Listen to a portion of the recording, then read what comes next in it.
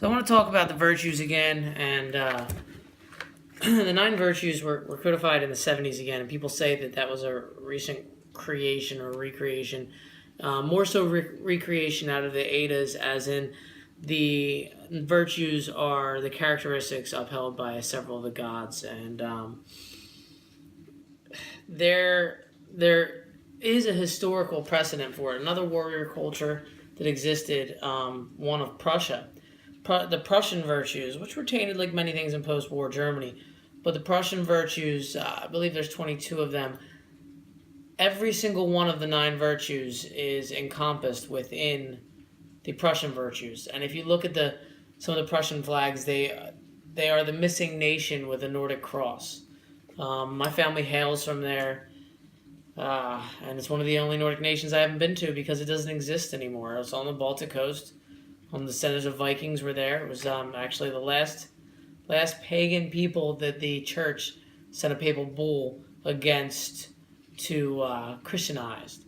So a lot of my family traditions are from that region, and I can't believe I didn't realize until now that the Prussian virtues are a historical precedent for the 9 virtues, as in those virtues are said to have existed from the ducal state of Prussia, which was during the initial conversion period of the 12 and 1300s.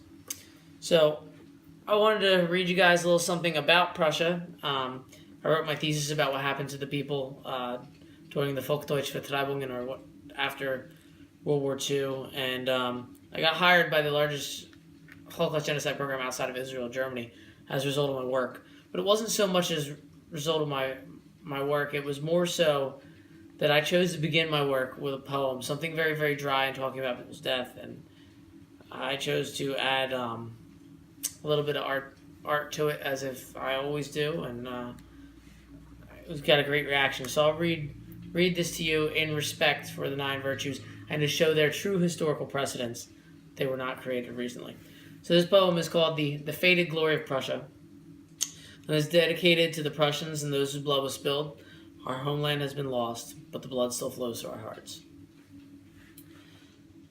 Often I see Prussia, but only in a dream, the rolling hills of green, the coldness of the Baltic eve. Our ancestors were Viking knights and lords, who protected our legacy with axes, knives, and swords. They prayed to the old gods, Odin and Thor, in a hope that Aesir could raise Mjolnir to end the war. Our cities were burned, our lives were smashed, all the while the Russians increased the attack. So we've turned and left all we have ever known, after observing unspeakable horrors occurring in our homes. The green fields, now brown and bare, blood has stained our blonde hair.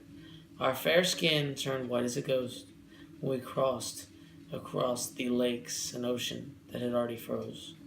So we left and were taken by the wind, searching for a new place to begin. No one left, no reason to go back. Of Prussia, only a memory remains intact. A story for our children, so they know who they are, giving them a reason to always fight the injustices of war. Thank you, as always, for letting me share.